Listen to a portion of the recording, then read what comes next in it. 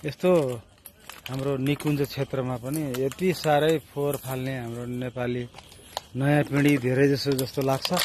पुरानो पिँढीले पनि फालिरह होला।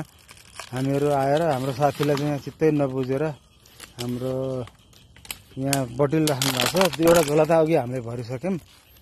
एउटा झोला भरेर एकजना उहाँ साथीले बोकिराख्नु भएको त्यहाँ मजासँग एउटा झोला चाहिँ।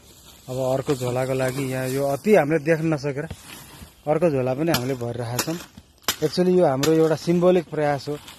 यो बोरा क्विन्टलका क्विन्टल टनका टन बोके पनि यहाँ साध्य चाहिँ हुँदैन। तर पनि यो सिम्बोलिक प्रयासको लागि चाहिँ सेन्सिबल हाइकरले सानो कदम उठाएको मात्रै हो। यसलाई चाहिँ निकुञ्जको अब होइन, निकुञ्जको जो रेस्पोन्सिबल अधिकृतहरू हुनुहुन्छ उहाँहरूले चाहिँ सिरियसली लिनुपर्ने। सबैले फिर्ता गर्ने भने यस्तो प्रब्लमै आउँदैन थियो है।